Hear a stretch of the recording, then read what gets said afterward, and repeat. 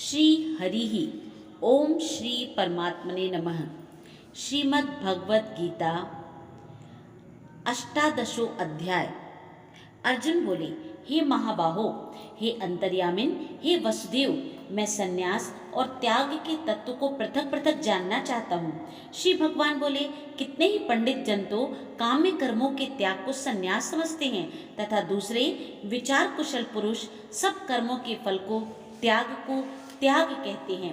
कई एक विद्वान ऐसा कहते हैं कि कर्म मात्र दोष युक्त हैं, इसलिए त्यागने के योग्य हैं, और दूसरे विद्वान यह कहते हैं कि यज्ञ, दान और तपरूप कर्म त्यागने योग्य नहीं हैं। हे पुरुष श्रेष्ठ अर्जुन, संन्यास और त्याग इन दोनों में से पहले त्याग के विषय में तू मेरा निश्चय सुन, क्योंकि त्याग सात्विक, राजस और तामस भेद से 3 प्रकार का कहा गया है। यज्ञ, दान और तपरूप कर्म त्याग करने के योग्य नहीं है, बल्कि वह तो आवश्यक कर्तव्य है, क्योंकि यज्ञ, दान और तप ये तीनों ही कर्म बुद्धिमान पुरुषों को पवित्र करने वाले हैं। इसलिए हे पार्थ, इन यज्ञ और दान, तपरूप कर्मों को तथा और भी संपूर्ण कर्तव्य कर्मों को आसक्ति और फलों का त्याग करके अवश्य करना चाहिए। यह मेरा निश्चय किया हुआ उत्तम मत है। निषिद्ध और काम्य कर्मों का तो स्वरूप से त्याग करना उचित ही है, परंतु नियत कर्म का स्वरूप से त्याग उचित नहीं है। इसलिए मोह के कारण उसका त्याग कर देना तामस त्याग कहा गया है। जो कुछ कर्म है वह सब दुख रूप ही है, ऐसा समझकर यदि कोई शारीरिक क्लेश से, भय से कर्तव्य कर्मों का त्याग कर दे, तो वह ऐसा राजस त्याग करके त्याग के फल को किसी प्रकार भी प्राप्त नहीं कर पाता। हे अर्जुन, जो शास्त्र विहित कर्म करना कर्तव्य है, इसी भाव से आसक्ति और फल का त्याग करके किया जाता है, वही सात्विक त्याग माना गया है। जो मनुष्य अकुशल कर्म से तो द्वेष नहीं करता और कुशल कर्म में आसक्त नहीं होता, वह शुद्ध सत्व गुण से युक्त पुरुष, संशय रहित, बुद्धिमान और सच्चा त्यागी है। क्योंकि शरीरधारी किसी भी मनुष्य के द्वारा संपूर्णता से सब कर्मों का त्याग किया जाना शक्य नहीं है, इसलिए जो कर्म फल का त्यागी है वही असली त्यागी है। यह कहा जाता है, कर्म फल का त्याग न करने वाले मनुष्यों के कर्मों को तो अच्छा बुरा और मिला हुआ ऐसा 3 प्रकार का फल मरने के पश्चात अवश्य होता है, किंतु कर्म फल का त्याग कर देने वाले मनुष्यों के कर्मों का फल किसी काल में भी नहीं होता।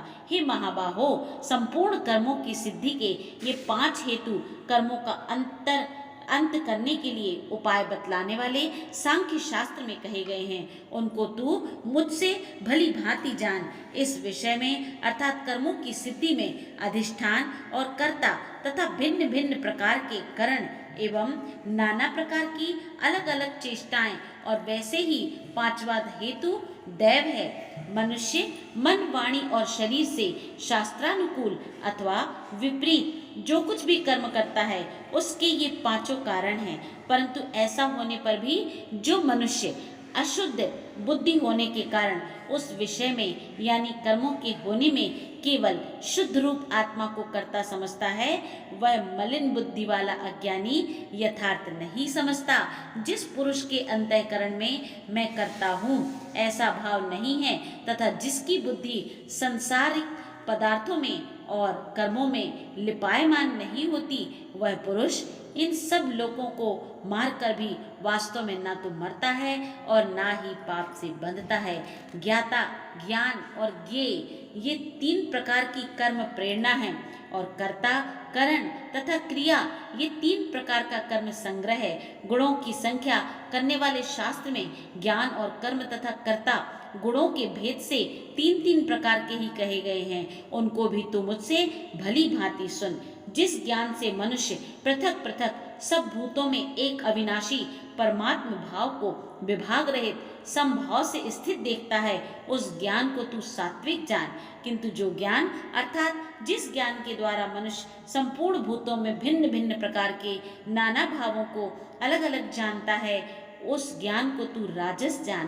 परंतु जो ज्ञान एक कार्य रूप शरीर में ही संपूर्ण के सदृश आसक्त है तथा जो बिना युक्ति वाला तात्विक अर्थ से रहित और तुच्छ है वह तामस कहा गया है। जो कर्म शास्त्र विधि से नियत किया हुआ और कर्तापन के अभिमान से रहित हो तथा फल ना चाहने वाले पुरुष द्वारा बिना राग द्वेष के किया गया हो वह सात्विक कहा जाता है। परंतु जो कर्म बहुत परिश्रम से युक्त होता है तथा भोगों को चाहने वाले पुरुष या अहंकार युक्त पुरुष द्वारा किया जाता है वह कर्म राजस कहा गया है। जो कर्म परिणाम हानि हिंसा सामर्थ्य को न विचार कर केवल अज्ञान से आरंभ किया जाता है वह तामस कहा जाता है। जो कर्ता संग्रहित अहंकार के वचन न बोलने वाला धैर्य और उत्साह से युक्त तथा कार्य के सिद्ध होने और ना होने में हर्ष शोकादि विकारों से रहित है वह सात्विक कहा जाता है। जो कर्ता आसक्ति से युक्त कर्मों के फल को चाहने वाला और लोभी है तथा दूसरों को कष्ट देने के स्वभाव वाला अशुद्धाचारी और हर्ष शोक से लिप्त है वह राजस कहा गया है। जो कर्ता अयुक्त शिक्षा से रहित घमंडी धूर्त और दूसरों की जीविका का नाश करने वाला तथा शोक करने वाला आलसी और दीर्घसूत्री है वह तामस कहा जाता है। हे धनंजय, अब तो बुद्धि का और धृति का भी गुणों के अनुसार 3 प्रकार का भेद मेरे द्वारा संपूर्णता से विभाग पूर्वक कहा जाने वाला सुन। हे पार्थ, जो बुद्धि प्रवृत्ति मार्ग और निवृत्ति मार्ग को, कर्तव्य और अकर्तव्य को, भय और अभय को तथा बंधन को और मोक्ष को यथार्थ जानती है वह बुद्धि सात्विकी ही है। हे पार्थ, मनुष्य जिस बुद्धि के द्वारा धर्म और अधर्म को तथा कर्तव्य और अकर्तव्य को भी यथार्थ नहीं जानता वह बुद्धि राजसी है। हे अर्जुन, जो तमोगुण से घिरी हुई बुद्धि अधर्म को भी यह धर्म है ऐसा मान लेती है तथा इसी प्रकार अन्य संपूर्ण पदार्थों को भी विपरीत मान लेती है वह बुद्धि तामसी है। हे पार्थ, जिस अव्यभिचारिणी धारण शक्ति से मनुष्य ध्यान योग के द्वारा मन प्राण और इंद्रियों की क्रियाओं को धारण करता है वह धृति सात्विकी है। परंतु हे प्रथापुत्र अर्जुन, फल की इच्छा वाला मनुष्य जिस धारण शक्ति के द्वारा अत्यंत आसक्ति से धर्म अर्थ और कामों को धारण करता है वह धारण शक्ति राजसी है। हे पार्थ, दुष्ट बुद्धि वाला मनुष्य जिस धारण शक्ति के द्वारा निद्रा भय चिंता और दुख को तथा उन्मत्तता को भी नहीं छोड़ता अर्थात धारण किए रहता है वह धारण शक्ति तामसी है। हे भरत श्रेष्ठ, अब 3 प्रकार के सुख को भी तू मुझसे ही सुन। जिस सुख में साधक मनुष्य भजन ध्यान और सेवादि के अभ्यास में रमण करता है और जिससे दुखों के अंत को प्राप्त हो जाता है, जो ऐसा सुख है वह आरंभ काल में यद्यपि विषय के तुल्य नहीं होता परंतु परिणाम में अमृत के तुल्य है, इसलिए वह परमात्मक विषयक बुद्धि के प्रसाद से उत्पन्न होने वाला सुख सात्विक कहा गया है। जो सुख विषय और इंद्रियों के संयोग से होता है वह पहले भोग काल में अमृत के तुल्य प्रतीत होने पर भी परिमाण में विषय के तुल्य है, इसलिए वह सुख राजस कहा गया है। जो सुख भोग काल में तथा परिमाण में भी आत्मा को मोहित करने वाला है वह निद्रा आलस्य और प्रमाद से उत्पन्न सुख तामस कहा गया है। पृथ्वी में या आकाश में अथवा देवताओं में तथा इनके सिवा और कहीं भी ऐसा कोई भी तत्व नहीं है जो प्रकृति से उत्पन्न इन तीनों गुणों से रहित हो।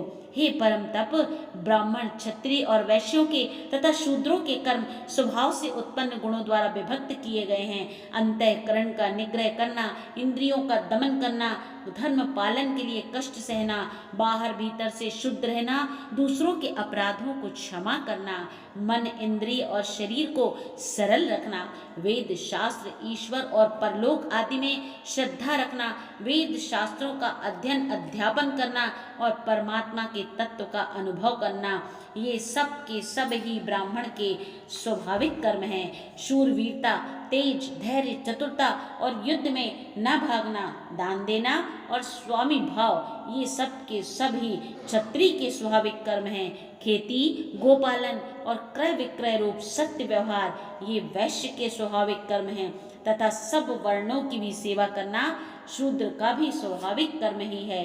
अपने अपने स्वाभाविक कर्मों में तत्परता से लगा हुआ मनुष्य भगवत प्राप्ति रूप परम सिद्धि को प्राप्त हो जाता है। अपने स्वाभाविक कर्म में लगा हुआ मनुष्य जिस प्रकार से कर्म करके परम सिद्धि को प्राप्त होता है, उस विधि को भी तू सुन। जिस परमेश्वर से परिपूर्ण प्राणियों की उत्पत्ति हुई है और जिससे यह समस्त जगत व्याप्त है, उस परमेश्वर की अपने स्वाभाविक कर्मों द्वारा पूजा करके मनुष्य परम सिद्धि को प्राप्त हो जाता है। अच्छी प्रकार आचरण किए हुए दूसरों के धर्म से गुण रहित भी अपना धर्म श्रेष्ठ है, क्योंकि स्वभाव से नियत किए हुए धर्म रूप कर्म को करता हुआ मनुष्य पाप को प्राप्त नहीं होता।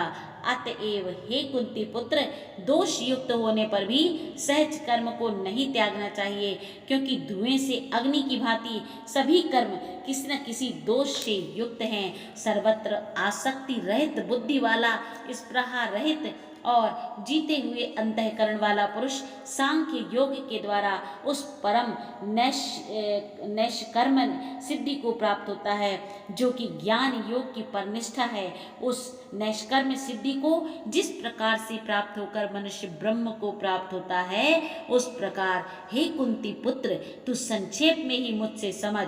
विशुद्ध बुद्धि से युक्त तथा हल्का, सात्विक और नियमित भोजन करने वाला, शब्दादि विषयों का त्याग करके एकांत और शुद्ध देश का सेवन करने वाला, सात्विक धारण शक्ति के द्वारा अंतःकरण और इंद्रियों का संयम करके मन, वाणी और शरीर को वश में कर लेने वाला, राग द्वेष को सर्वथा नष्ट करके भली भांति दृढ़ वैराग्य का आश्रय लेने वाला तथा अहंकार, बल, घमंड, काम, क्रोध और परिग्रह का त्याग करके निरंतर ध्यान योगी के परायण रहने वाला, ममता रहित और शांति युक्त पुरुष सच्चिदानंद घन ब्रह्म में अभिन्न भाव से स्थित होने का पात्र हो जाता है। फिर वह सच्चिदानंद घन ब्रह्म में एक ही भाव से स्थित प्रसन्न मन वाला योगी न तो किसी के लिए शोक करता है और ना ही किसी की आकांक्षा ही करता है।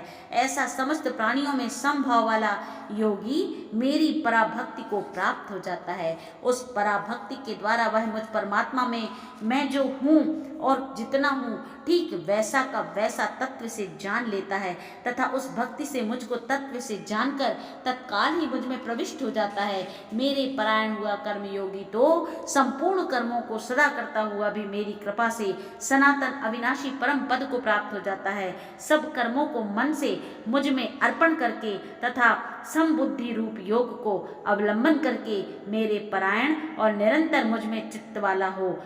उपयुक्त प्रकार से मुझ में चित्त वाला होकर तू मेरी कृपा से समस्त संकटों को अनायास ही पार कर जाएगा, और यदि अहंकार के कारण मेरे वचनों को न सुनेगा तो नष्ट हो जाएगा, अर्थात परमार्थ से भ्रष्ट हो जाएगा। जो तू अहंकार का आश्रय लेकर यह मान रहा है कि मैं युद्ध नहीं करूंगा, तो तेरा यह निश्चय मिथ्या है, क्योंकि तेरा स्वभाव तुझे जबरदस्ती युद्ध में लगा देगा। हे कुंती पुत्र, जिस कर्म को तू मोह के कारण करना नहीं चाहता, उसको भी अपने पूर्वकृत स्वाभाविक कर्म से बंधा हुआ परवश होकर करेगा। हे अर्जुन, शरीर रूप यंत्र में आरूढ़ हुए संपूर्ण प्राणियों को अंतर्यामी परमेश्वर अपनी माया से उनके कर्मों के अनुसार भ्रमण कराता हुआ सब प्राणियों के हृदय में स्थित है। हे भारत, तू उस प्रकार से उस परमेश्वर की ही शरण में जा। उस परमात्मा की कृपा से ही तू परम शांति को तथा सनातन परम धाम को प्राप्त होगा। इस प्रकार यह गोपनीय से भी अति गोपनीय ज्ञान मैंने तुझको दिया है। अब तू इस रहस्य युक्त ज्ञान को पूर्णतया भली भांति विचार कर, जैसा चाहता है वैसे ही कर। संपूर्ण गोपनीयों से अति गोपनीय मेरे परम रहस्य युक्त वचन को तू फिर भी सुन। तू मेरा अतिशय प्रिय है, इससे यह परम हितकारक वचन मैं तुझसे अवश्य कहूँगा। हे अर्जुन, तू मुझ में मन वाला हो, मेरा भक्त बन जा, मेरा पूजन करने वाला हो, मुझको प्रणाम कर। ऐसा करने से तू मुझे ही प्राप्त होगा, यह मैं तुझसे सत्य प्रतिज्ञा करता हूँ, क्योंकि तू मेरा अत्यंत प्रिय है। संपूर्ण कर्मों को अर्थात संपूर्ण कर्तव्य कर्मों को मुझ में त्याग कर तू केवल एक मुझ सर्वशक्तिमान सर्वाधार परमेश्वर की ही शरण में आ जा। मैं तुझे संपूर्ण पापों से मुक्त कर दूंगा। तू शोक मत कर। तुझे यह गीता रूप रहस्यमय उपदेश किसी भी काल में न तो तप रहित मनुष्य से कहना चाहिए, न भक्ति रहित से, और न बिना सुनने की इच्छा वाले से ही कहना चाहिए।